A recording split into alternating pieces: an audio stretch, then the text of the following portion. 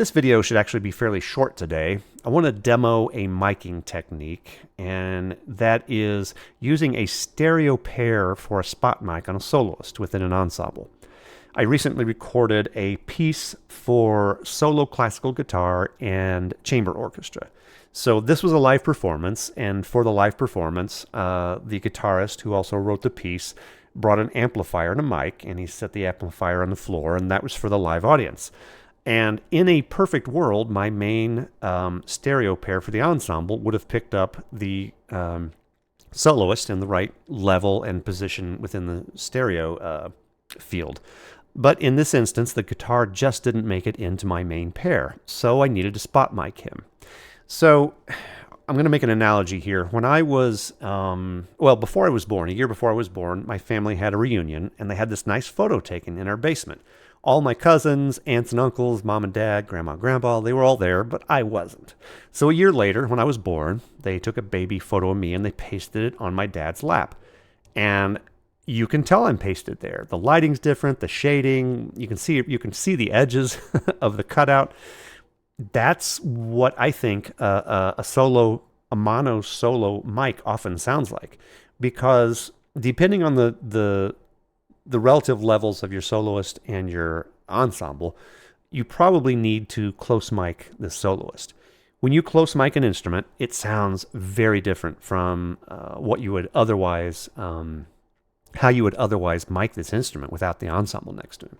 So close miking an instrument sounds very different.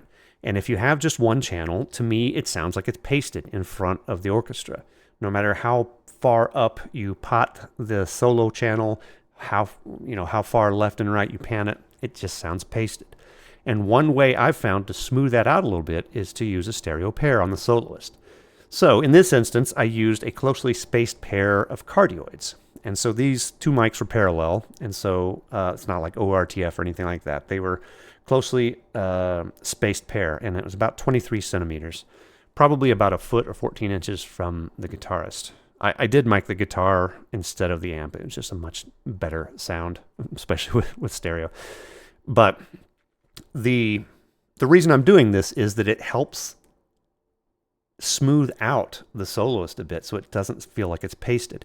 I'm not looking for a wide image here of the soloist, just enough to add a little bit of realism that is lost with the close miking.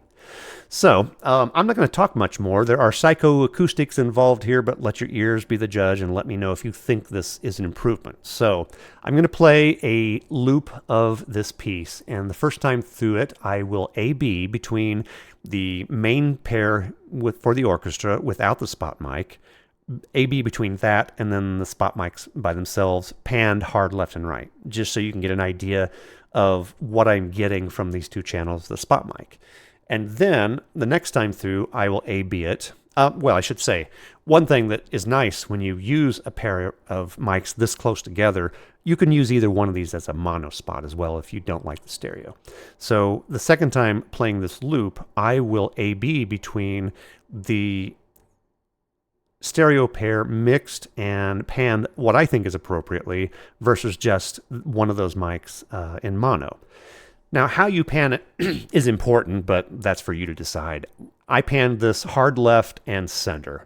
It's a bit wider than I had thought I wanted it to be, but it's kind of this trade-off between if you put them together, you'll get that very localized. If you pan it too wide, then you're going to get it too wide. But I just wanted realism. So I'll leave it to you to decide and let me know what you think.